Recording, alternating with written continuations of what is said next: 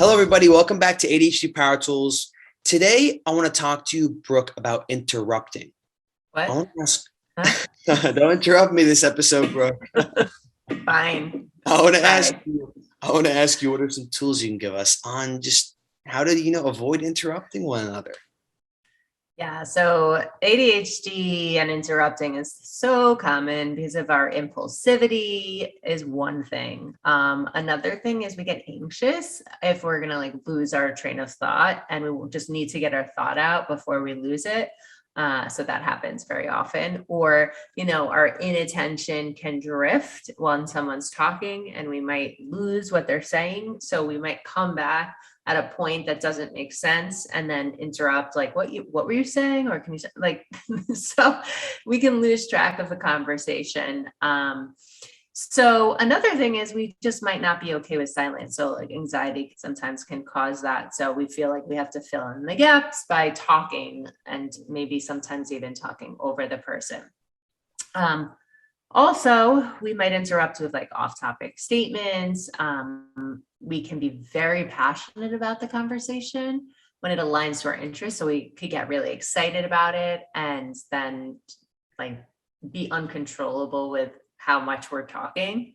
Hmm. And unfortunately, you know, generally in conversation, it's important to listen and go back and forth so people can think we're rude when we talk over them or interrupt them when they have a thought.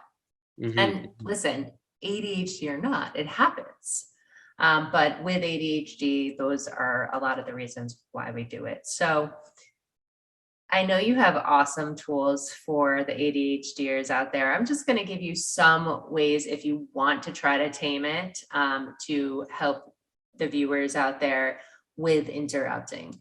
So, one of the things is, all of us love talking about ourselves. People love talking about themselves. So, instead of trying so hard to think about like the next thing that you're going to say or getting out what you have to say, take a step back and try to focus on the words that they're saying in order to ask them a question, and literally just focus on their words. We can repeat back the last three words that they said in their statement, and like create a tone to ask them a question. So if you said, oh, I just washed my car, I could say, oh, you washed your car? And then that will engage you in more conversation, if you don't know what kind of questions to ask someone. Um, if you're comfortable with it, you can tell the person that you have ADHD and you're not trying to be rude and you're really trying to engage in the conversation. Another thing is to just pause and maybe visualize a stop sign when the person's talking, not to try to distract you from what they're saying, but like pause, visualize a stop sign, count to 5 before you respond back to them. So those are just some ways that you might be able to control your interruptions. Thank you for being patient with me Of and not course. interrupting. I was tempted to interrupt you right there, Brooke.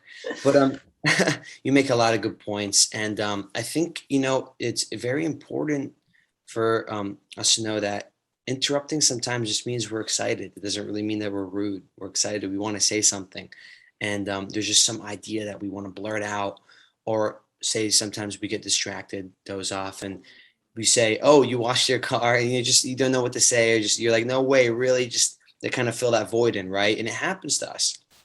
I think it's important to communicate that, right? I think with your friends, your family, whoever you're talking to, whether it's over Zoom or in person, because now over Zoom, interrupting is kind of harder with the sound lag, et cetera, et cetera. It gets a little tougher, right? And but then there's like that's one of the cons of Zoom. But another pro is being able to have a little sticky note on your side and being able to write one word that reminds you of what you wanted to say, the idea. Oh, I want to say something. Write the word down, and that helps. Yes. Yes, you can just write something down. Oh, I want to say this later, but I can't interrupt. Write it down. Just a couple, like a word, just something to remind you, right?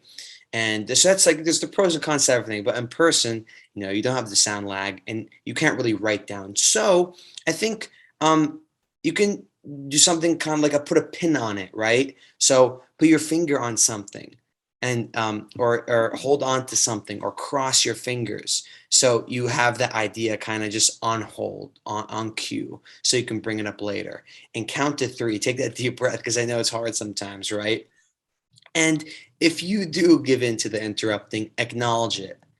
I interrupt a lot with my friends and family. I get super excited. It's that, that impulsive nature. I just blurt out and I just say, I'm sorry I'm interrupting you. I'm sorry I interrupted you.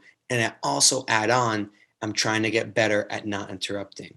It's just, I always bring that up. And it's very important to communicate that so they know that you're not being rude. It's just, I can't help it type of thing. Just say you can't help it. So I think it's very important to either put a pin on it or just acknowledge it and um, stay aware with it, stay aware of it.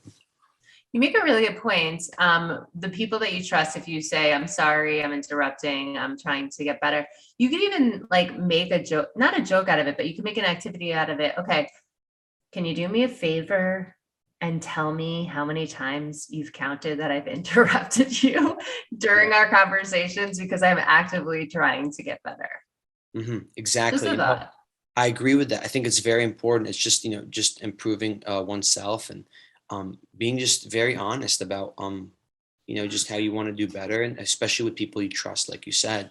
But yeah, just acknowledging it, and or resume. Have a little sticky note on the side, and you're good I to go. love the sticky notes. Yeah. Yeah. So when I used to teach, I would call it a parking lot. And a lot of my ADHD students, my students with ADHD, they wanted to get their hands up and say what they needed to say, even it was hard for them to wait their turn.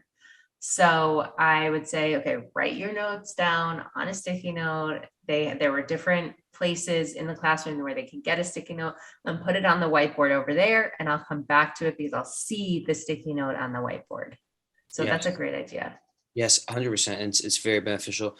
And there's moments like, you're in an interview and things like that. You want to understand in those moments in interviews or professional meetings, you want to walk in with that mentality, that deep breath, be a good listener, because being a good listener is so important. I've learned that with my sisters, my mom, my girlfriend, they love it when I can sit down and listen to their events and everything. And whenever I interrupt, they go crazy on me. So I've learned my lesson with them. Just let me sit down and listen and take it all in. Sometimes the best thing to say is nothing, right? And just be a good listener and take a deep breath in and listen to every single thing. Because sometimes you don't want to say something without listening to the whole entire story, right? The whole entire story is important from beginning to end. So, yeah,